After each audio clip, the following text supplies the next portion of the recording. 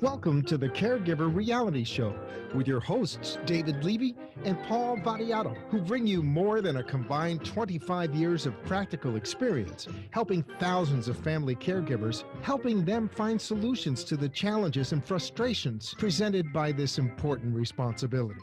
So if you are in the position of caring for a spouse or a parent, a loved one who is no longer able to care for themselves, or if you know someone who is, this hour will be worth the listening.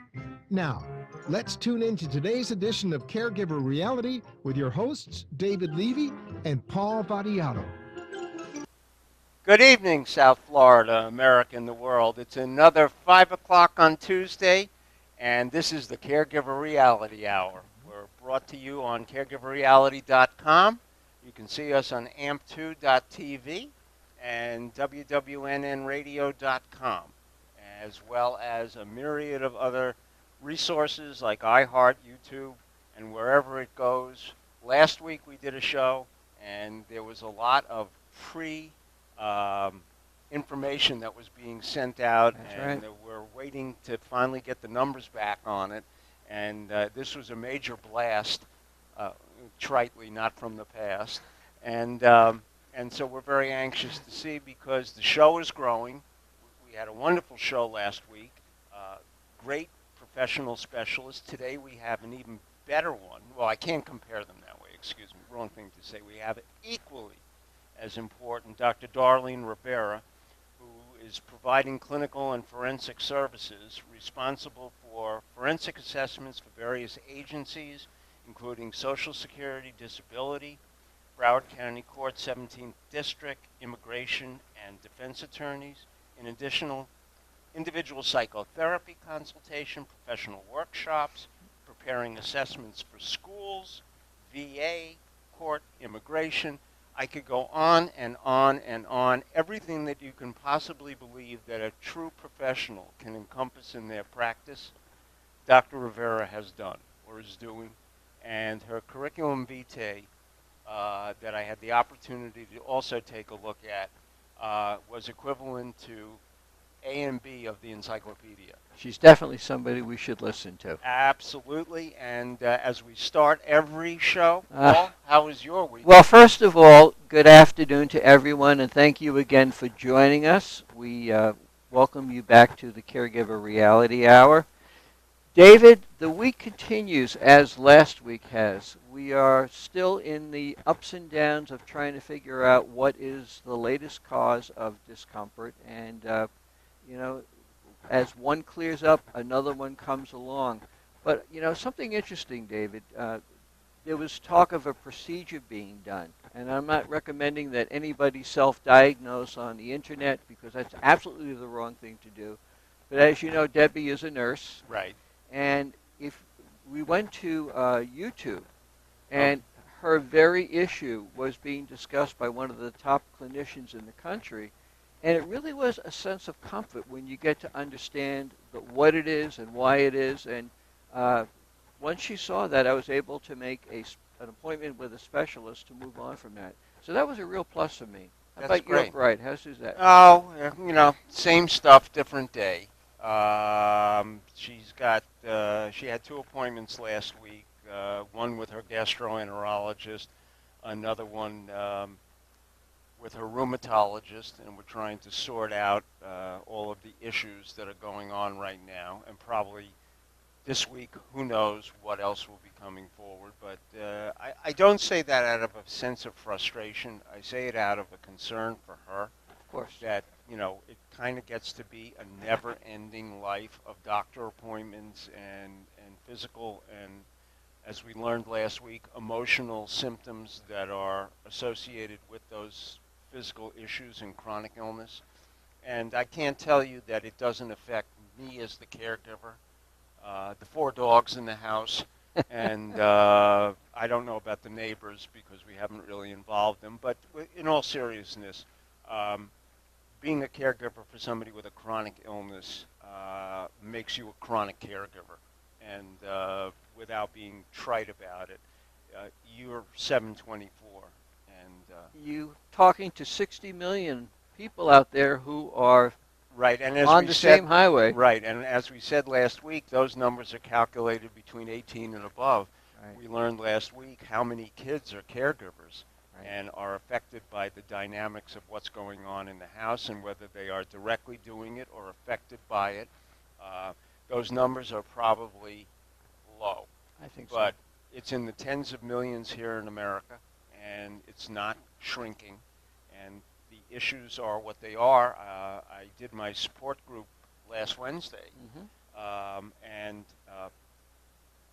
we had tears coming from everybody because it got to be so emotional as to what they were going through. And normally these aren't, Kleenex sessions, if you know what I mean. Right.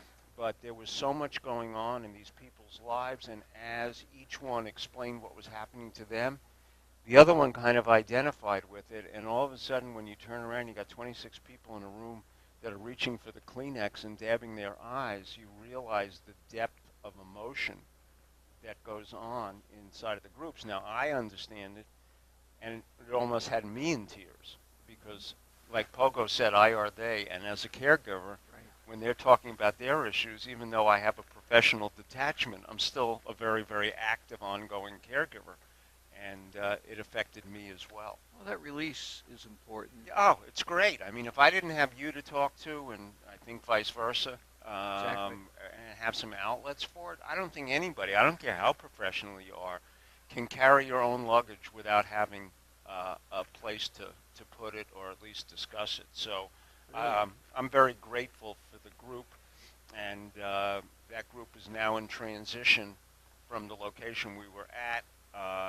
Arden Court has graciously opened their doors to allow us to be able to move the group there, and I think it will be even more beneficial because many of these people are trying to determine how do you evaluate a great facility. And as you know, Arden Court, in my estimation, is the gold standard, not because they let me do support groups there, it's been going on forever, but because I'm in there all the time and I see what goes on. And I must once again extend my thanks to Marcia Teal, who's the marketing director at Arden Court in Delray. They're on Jog Road, 16150 Jog Road. And anyone who wants more information about Alzheimer's, dementia, facility, I recommend, strongly recommend, that you give Marcia a call at 561-498 5552. That's 498-5552.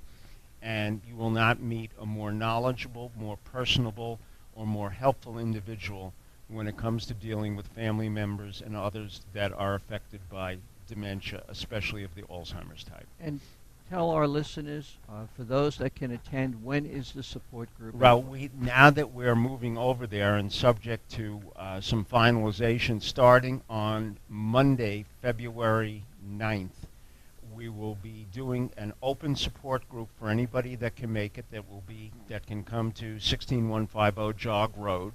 That's just south of Linton Boulevard, behind Manor Care Nursing Home. Plenty of parking, good coffee in Danish, and at no charge. And we're there from 10:15 to just about 12 o'clock. So, and we don't take attendance, so if you can't get there till 10:30 or you got to leave at 11:45, the important thing is that you come, that you engage with caregivers, that you understand you're not alone, and how important it is to have a place to discuss things, get well-respected information, and hear what others are doing in their circumstances, whether or not it's identical to what your situation is or close. The important thing is to be able to share and understand the dynamics that a great and well-facilitated support group, and I don't say that because I'm a good facilitator, I am, but the group has come together so well over the years, and as we bring new people in and they hear and they understand, they go away. They usually come in with a frown and leave with a smile, not because we've resolved all their issues, but they found a safe place to be able to discuss it, to be able to share, and then to be able to also engage afterwards. So many of these folks socialize together after the fact that it really coheses the group as a family. And when we made a decision to move from where we were, I said, the family's not breaking up. This is the little house on the prairie. All we're doing is changing log cabins. And so they were all very pleased with that. And so as I invite anyone who is a caregiver, whether it's dementia, stroke, whatever it may be, to join us starting Monday, February 9th at the Arden Court at 16150 Jog Road. And we look forward to having you. Plenty of room. Please join us. Paul? Thank you, David. I want to talk a little bit about my perspective, and I put a lot of thought to this because this is something that really has been concerning me, and I'm going to call it right or wrong, and I'm going to leave it in the form of a question, because in our daily lives we make countless decisions over many, many, many things. Some are easy decisions, others are not so easy. What becomes our yardstick in measuring if those decisions are a good decision or maybe a not so good decision along the way? Maybe it's right for me, maybe it's right for my family, right for the community at large. But what same thing holds true on the other side if it is wrong? Are there absolutes? Is it always going to be right? Is it always going to be wrong? Or perhaps maybe they're situational.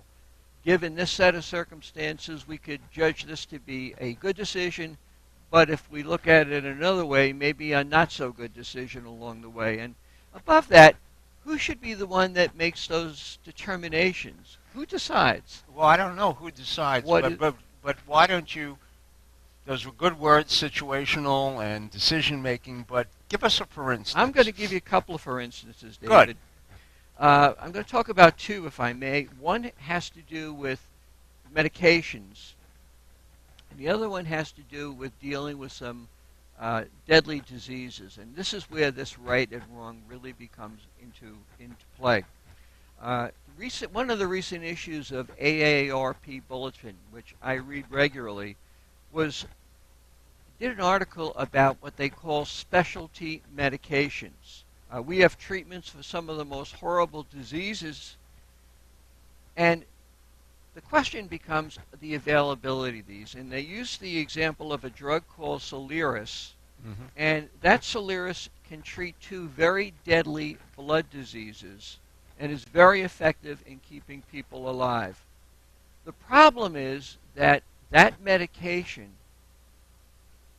costs $440,000 a year for 1 year's worth of treatment.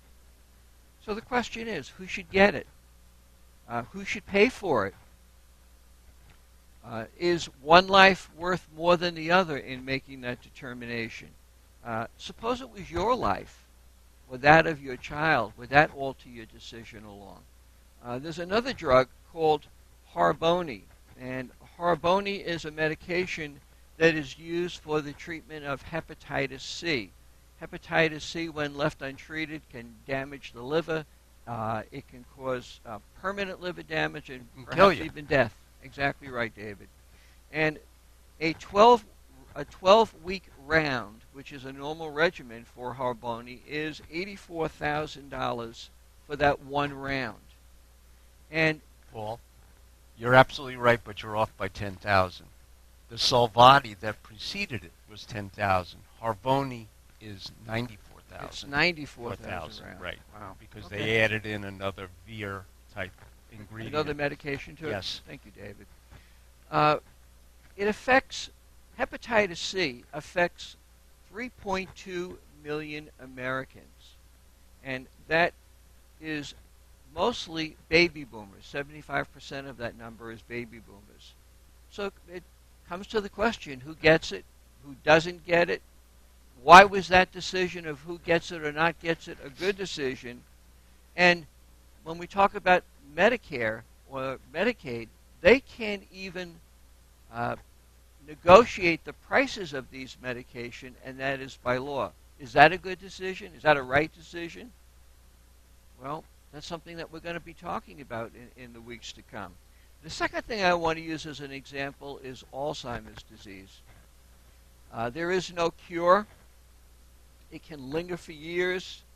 And in 2014, an estimated 5.2 million Americans have been diagnosed with Alzheimer's.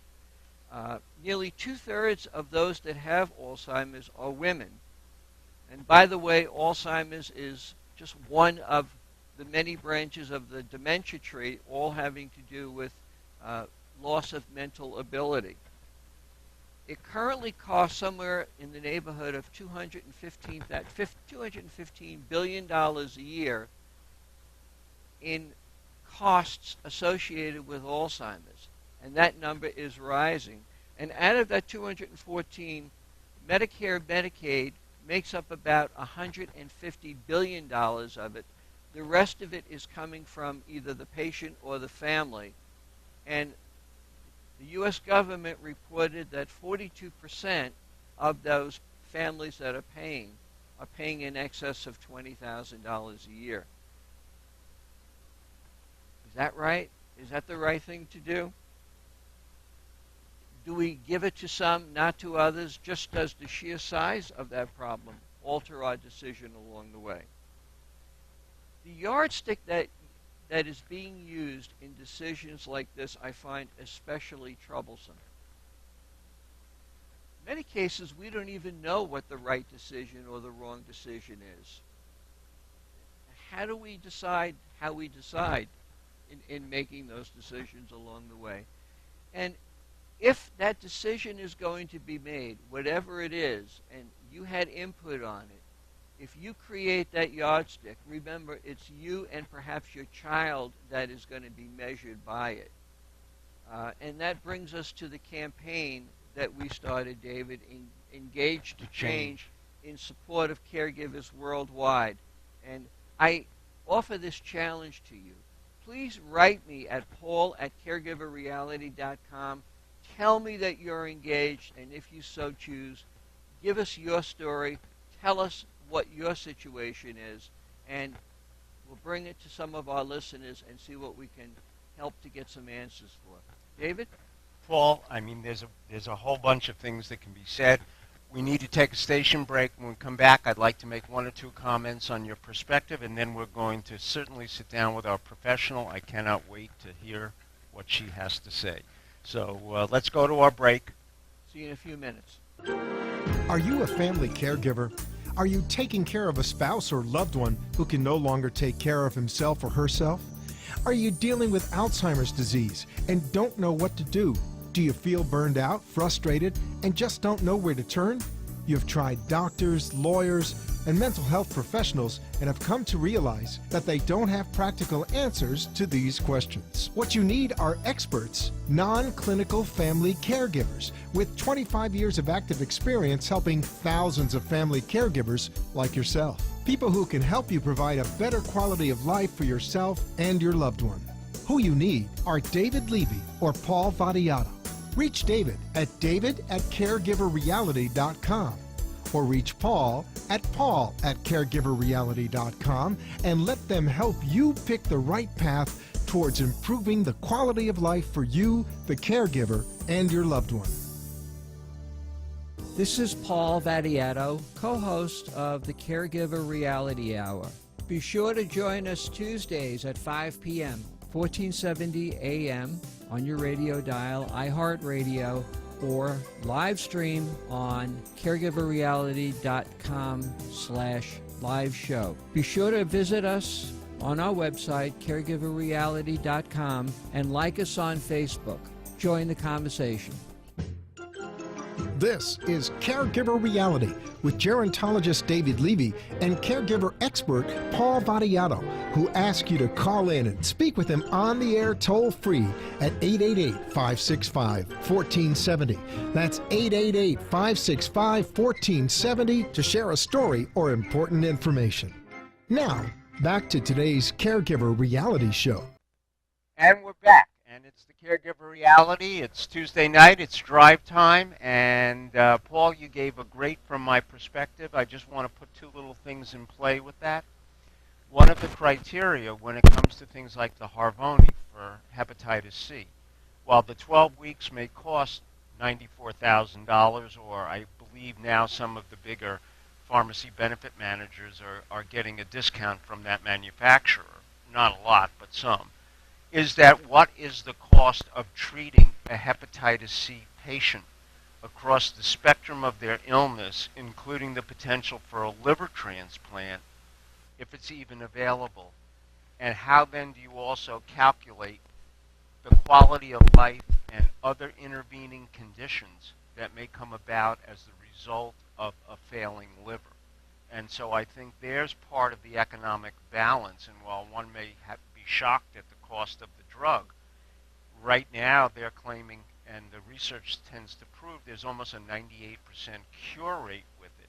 So is $94,000 or some discount from that now worth whatever the dollar value is of where that individual might be across the spectrum of having the disease? And I think those are issues that have to come about, and as you said during the break, we're now starting to classify drugs that are in and out of the prescription formulary and now called specialty drugs, which kind of become, you call an audible and find out whether you can really get them, but they're pushing people back to use the less expensive alternatives before they'll even let you do it. And when you do, you're normally paying full cost. But David, our listeners out there, they need to have their voices heard. Oh, absolutely. That's because any of us are going to be facing this kind of a quandary. right, and I hear it in my support groups. They're changing around the dementia medications and pushing them back to generics, and it's just not fair because there's no voice. You just get a letter one day that says, here's 30 days more of the drug in transition, and now you got to go back to the old stuff. All right, so let's move along. Absolutely. Our guest tonight is Darlene Rivera. She is providing clinical, and she is a doctor, a PhD. Yes. And she provides clinical and forensic help to individuals, organizations. I started to give that long list. She also provides it for the Office of the Public Defender inside the Broward County 17th Judicial District, agencies for persons with disabilities, developmental disabilities, programs, Department for Children and Families in Palm Beach County, on and on and on. Darlene, thank you so much for being with us. Your credentials and your services are overwhelming. Thank Paul? you Darlene, I echo it. Thank you so much for joining us today. There's so many questions we really have for you. You're a clinical psychologist. Tell our listeners a little bit exactly what that means and the kind of issues that you address, please. A clinical psychologist is a specialist in the mental health field. We focus on the pathology mainly of the client and how to help them cope with all the problems that they're having. All mental health professionals, we have a lot of things in common in providing therapy. But in a clinical psychologist is a more specialized field, and we focus on the symptoms, the symptomatology, and all the problems that the person may be having. We allow the person to give us the primary complaint, what is bothering them, and in the process we write notes and ask them questions to see how they're dealing with the problems and the problems they're having coping with whatever the issue is. And that's how we start brainstorming what the different techniques and how we may tackle the problem and the situation that they're dealing with. Wow. So it's really a process. It's a long process. It can take, if it's for short therapy, it's between 4 to 10 sessions. Long-term therapy, it depends how complicated and how deep the concern of the person is and how long the person is committed to working in therapy. Okay. So Darlene, if I were referred to you, what kind of expectations might I have, or what kind of expectations do you try to manage when you're talking with some of your patients? During the first session, what we do is we discuss the clients. It would be your goals, your expectations. What do you want to solve in the session? What's the reason? What brought you here? And what is the history of your situation? That is something that is the first thing we discuss. I give the person guidance on what the therapeutic process is. How many sessions are you willing to participate? A good example of that is when a couple comes into marriage counseling. And they both have different goals. For example, one may say, "Oh, I want to keep it together. I want things to work out," and the second says, "Oh, this is the last straw, and what I want is to separate." So that's not going to work because they both have to be in the same goal, and you have to be very clear as a psychologist what the goals of therapy are. Does that at times exclude people from being candidates for therapy? If you've got a couple that are going in two different directions, um, do you then decide perhaps that one needs counseling for the reason that the other one is going to leave and just concentrate on the one that said I wanted the marriage to last but it can't because the other one that said I don't want to can kind of manage his That is an decision? excellent question. It is an excellent question, and it's real. I usually what I do is I offer them individual therapy. Each one, um, I see them separate to see if they can reach an understanding from the perspective of the one that wants to leave and the one that wants to stay. But I would never see them together because it could become a battlefield in the office. Oh, I If would imagine that. Right. trying to convince you of why one is right and the other one is not right, that is not the idea. The idea is to be kind of a, mediate between them and try to have them reach certain agreements and being objective about the situation. You spoke earlier about the history of what went on. From a clinical psychologist perspective, why is the history so important? The history of the problem is very important because I don't only want to know the reason that brought them into therapy, but how long has this been going on? And not only the history of the problem, but also the health history, background history, what has gone on in the person's life in the past, other stressors that may have made this situation worse to push him into finding therapy. So the history is essential. We usually talk about medical history, medications they're on, social history, family history of the problems. Have this been seen before in the family? Is everyone using the same techniques to solve problems that maybe are not as functional? And sometimes the person that comes to therapy is the one that wants to break away from a dysfunction in the family. So it's very important to cover history. That's why therapy sometimes is more than a couple sessions. So it's nothing to be afraid of. It's more that this is part of the tools that you use in helping them to come to some sort of a resolution. It is.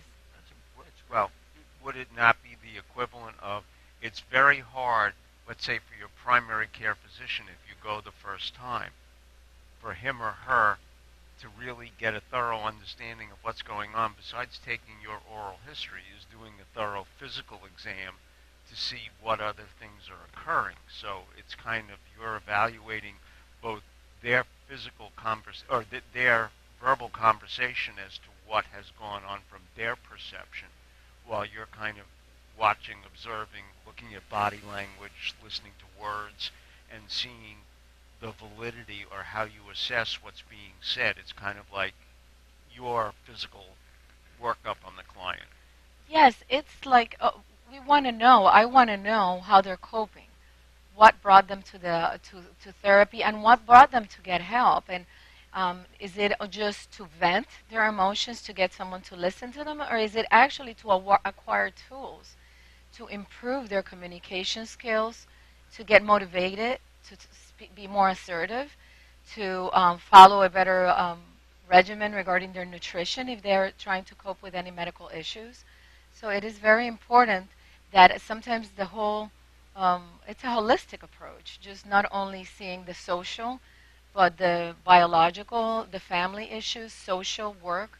It is a full approach. Yeah, I mean it is looking at the total patient.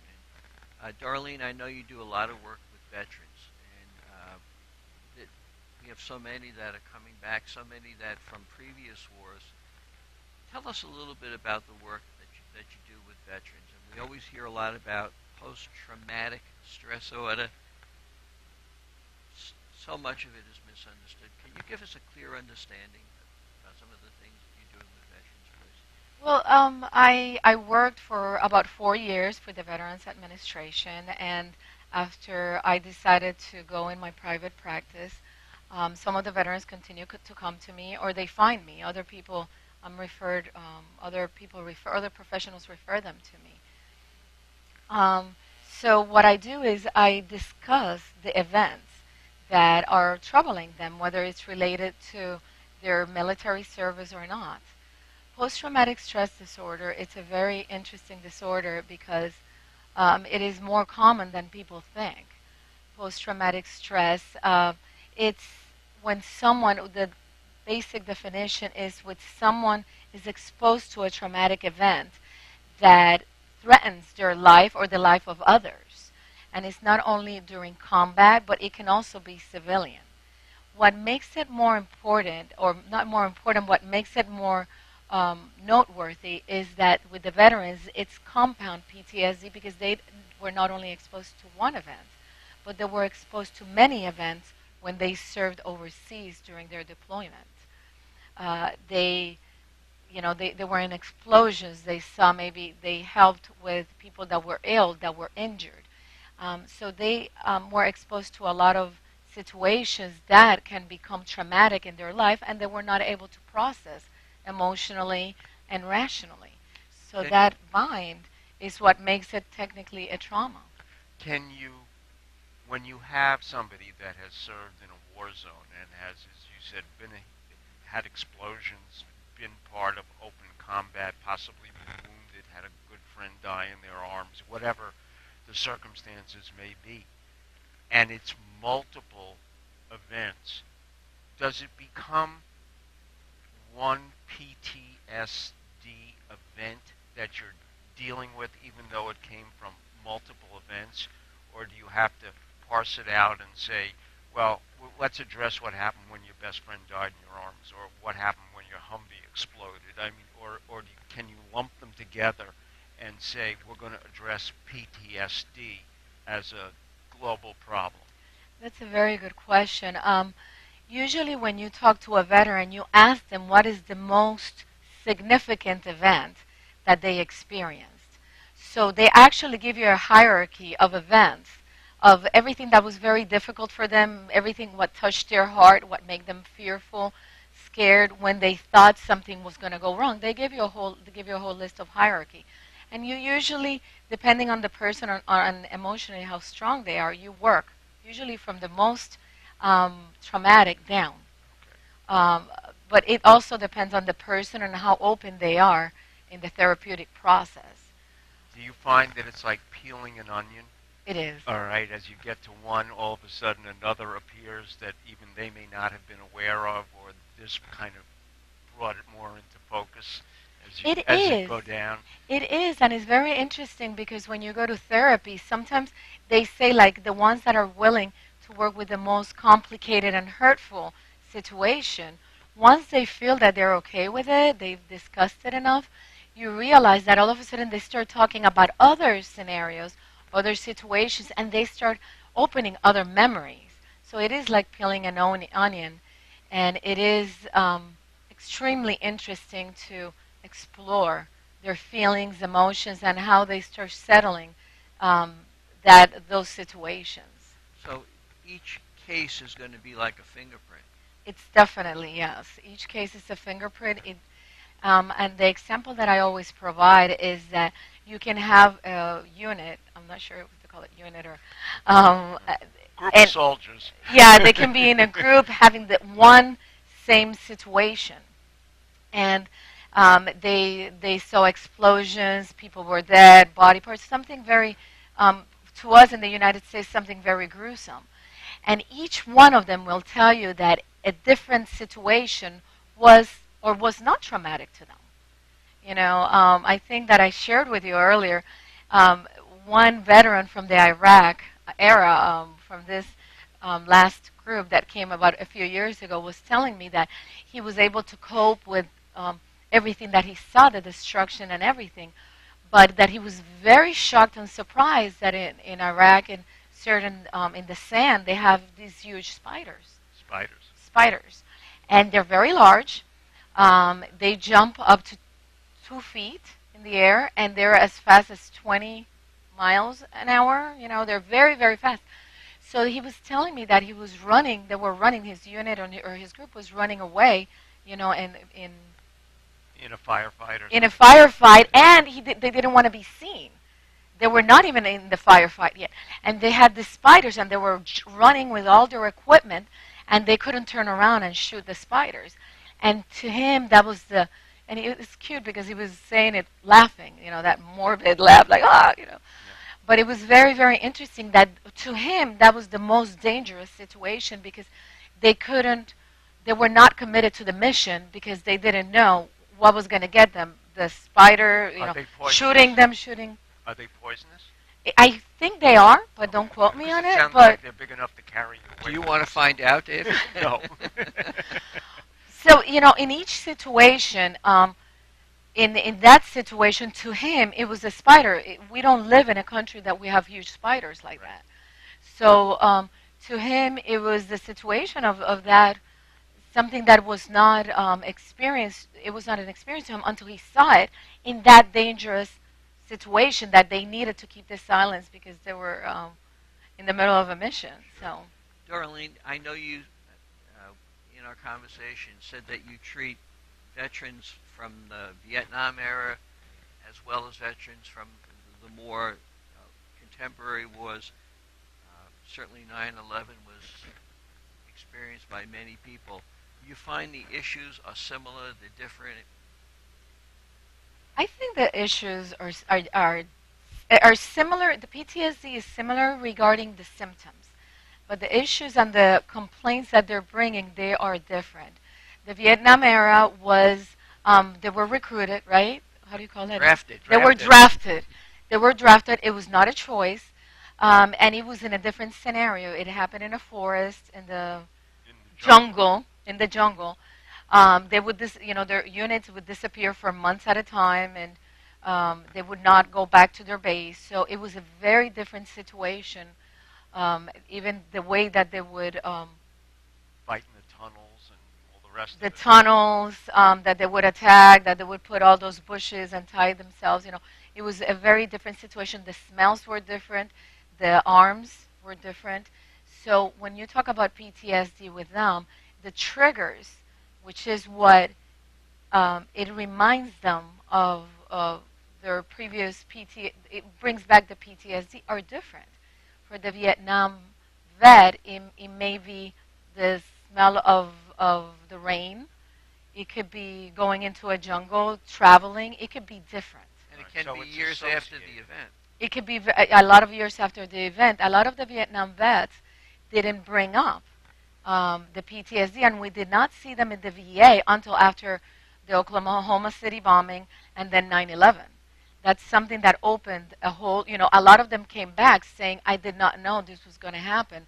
So all of a sudden, ignoring all those symptoms and ignoring the events was impossible.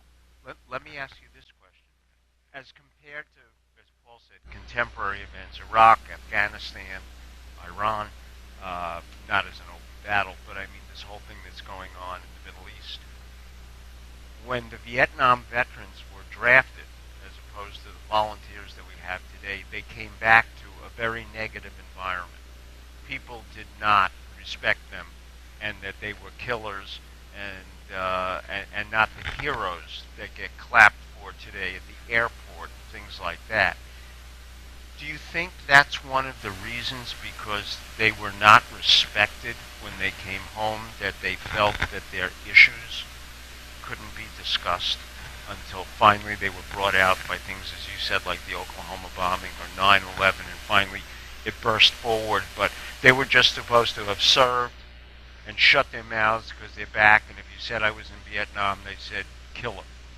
That is very interesting because a lot of them, when they came back, the Vietnam vets, they denied that they served, and eventually it would come up once the respect was back in the veterans and all the stories came out.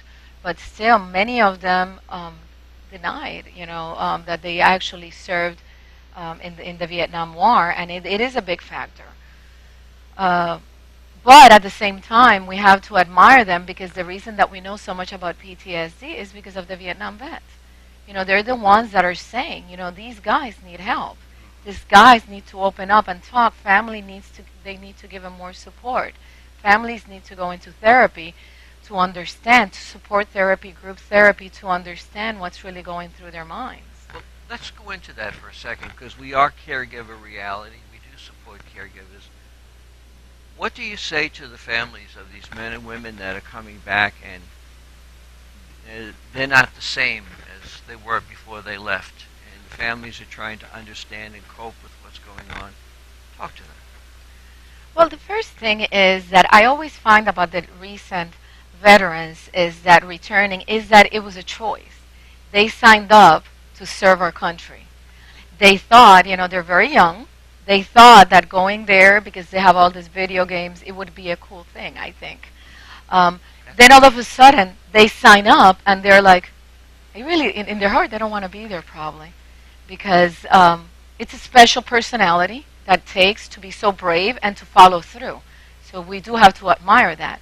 But at the same time, if we can say when you go into a job that you think is going to be a great job, if you change your mind, you can walk away. You can quit. Veterans can, military men can't do that. So we get all these men that sign up. All of a sudden they get the reality of war, reality of seeing children being blown up, women injured, other men injured, and they see that there are guys like them or that their children, you know, with rifles and everything. And it is very, very difficult because suddenly they start seeing friends, you know, they start seeing what they're really doing there. So it is a different mentality. So when they come back, you know, you have to have certain respect for them. They do want to distance themselves. Not all of them are going to talk to the family members and tell them what happened. So instead of the family right away going into the wound of the, you know, that heart that saw so much, talk about different things. Talk about what are the politics, what are people wearing, is the food really different? Talk about lighter subjects. I always tell them that. The most important thing is keep the communication up and open so when they're ready to talk, they will be confiding in someone, number one. Number two, whoever they confide in, don't use it as gossip. They're going to confide probably in one person. It could be the father, the mother, a sibling, a cousin. That is going to be something that they will feel betrayed if you start talking, opening up, and telling the whole family what they went through. They can say, you know, it was very hard. It breaks my heart. Hopefully, before they come in, you know, they know who they're going to talk to. That person should get counseling to be ready to listen to what they're going to share. Should get counseling. Should get counseling. They should. Usually they don't talk to moms. The veteran will not talk to a mom or the military person because they're going to cry.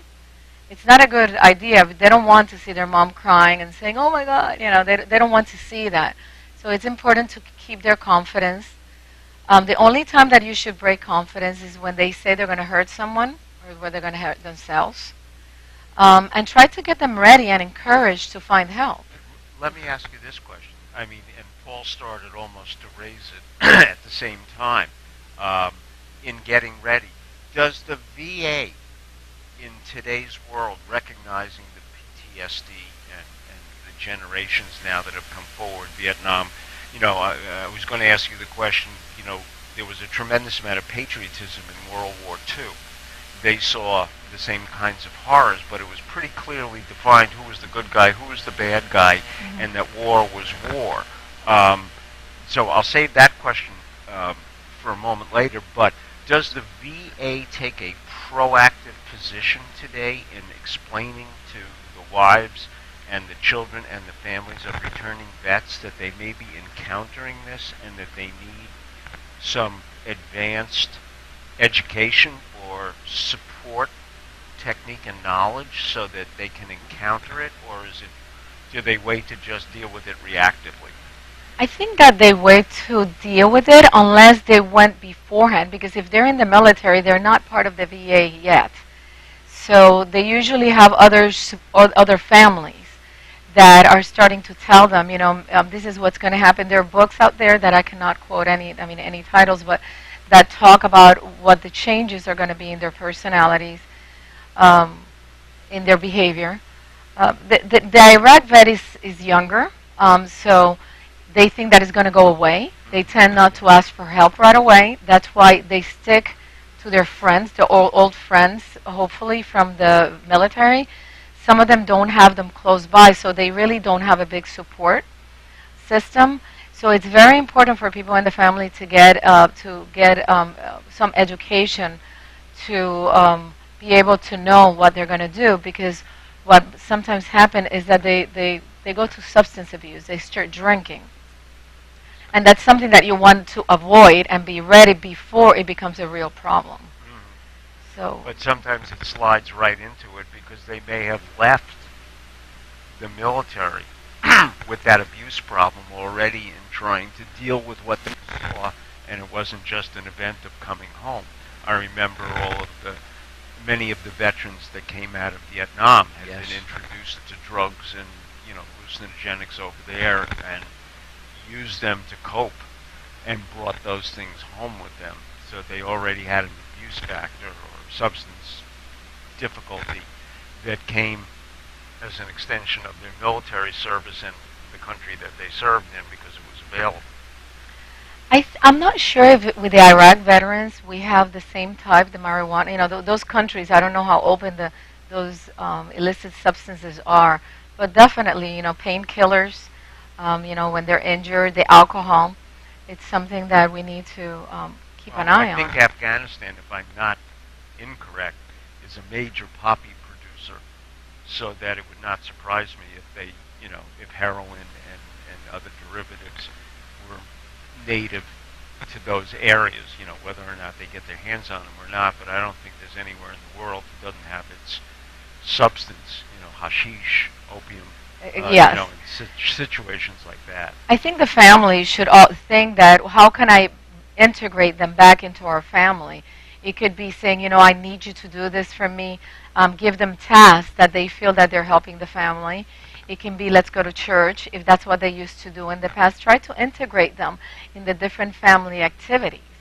So they feel that it's not about what they went through, but at the same time, they are making that transition from their military identity to their civilian identity, which is very hard.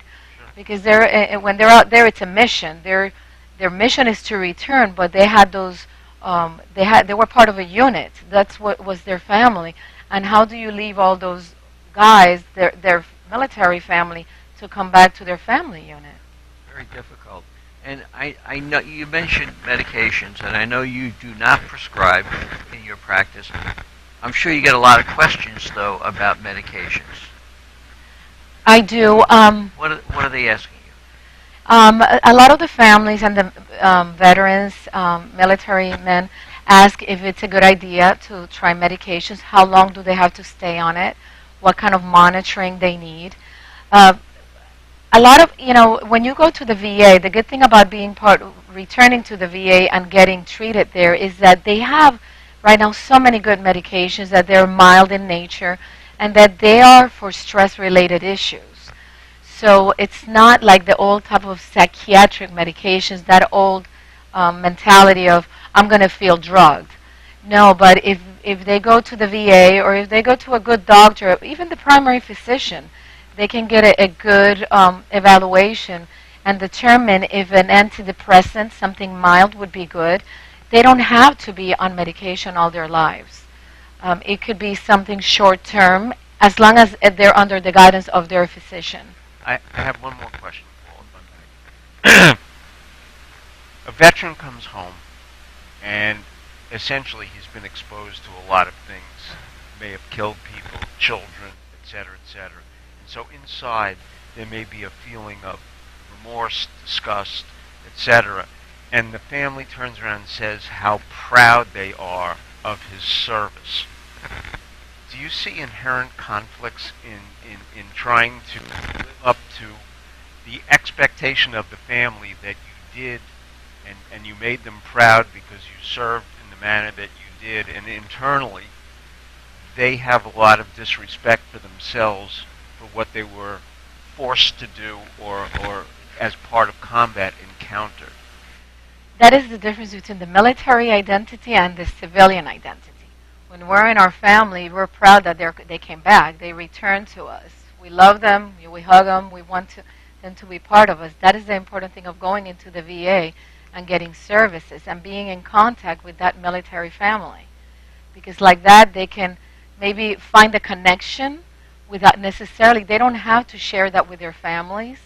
The families may be a little bit scared of what they did if they're not a military family. So that's the important thing about going to the VA and finding services there, because they have excellent clinicians. There's social workers, case managers, psychologists, and great psychiatrists that they can vent, and once they find someone they trust, then they can decide if they want to go, and be part of long-term therapy and stay there. I'm going to need to interrupt you. We're almost at that time, if you can believe it. It went so quickly. Can you give our listeners maybe a last word, and also if they want to contact you, how might they do that? A website? Yes. I have, my website is www.drdarlenerivera.com. Say that again? www.drdarlenerivera.com. Okay. DR. Or darlenerivera.com. I'm under both. Okay. And you can send me an email. My phone number is there, and leave a message. I usually respond within 3 to 4 days if it's through the email. And again, my best advice is for families to try to find help, try to find support for themselves, and then motivate their veteran to come and, to go in and find them, counseling and good support. Well, you heard it from the expert. Getting help, it's available. It's something that's real. I know many families and caregivers are going through a tough time getting reacclimated over here. Reach out to Dr. Rivera or a similar clinician in your own area where you might live, because it's something that can be very, very helpful to you and as well as the caregiver. David, any last thoughts? And it would seem from Dr. Rivera's information that the VA, which is maybe even more readily available than first trying to find a clinician, is a great first step for the vet. It's a great place for the family to turn. There's information that they can seek as well as professional help. And so it would seem that the VA is a great starting point. Kind of, as you said, a couple of years later, you realize from other events in your life, just like 9/11 brought out a lot of the things that were pre-existing, then people like Dr. Rivera and clinicians that are out there are something that the family needs to direct their loved one to. The caregiver needs to be aware of that there's help, that they don't have to go through this alone. It almost may be that both of them could use the benefit of counseling, almost in the same sense as marital counseling, is how do the caregiver, and many times it is the spouse, and their military loved one, fit back together again and continue on with a life that now has expectations that have changed due to physical and emotional trauma. David, it's that time. And I know it's that time. Darlene, you were phenomenal. I think you. you learned an awful lot. We will have the ability to have you back. Thank you. Be able to, just continue on. I had a million more questions, and I know to our audience out there and to South Florida, America, and the world, this has been another Caregiver Reality Hour. We hope you enjoyed it. Next week we'll be back with some other phenomenal guests. And Darlene, thank you again. And Thank Paul? you. Darlene, thank you again. And to our caregivers out there, remember, please take care of yourselves. We'll see you next Tuesday. Thanks for joining us for this week's Caregiver Reality Show. Each week, David Levy, a gerontologist, and Paul Vadiato, a caregiver expert with a combined over 25 years of experience, providing practical and realistic help to caregivers struggling to keep up with the needs of a loved one who are unable to care for himself or herself. To reach David Levy, email him at david@caregiverreality.com, or to reach Paul Vadiato, email paul@caregiverreality.com. And find out more online. Just go to caregiverreality.com. See you next week for another exciting show of Caregiver Reality.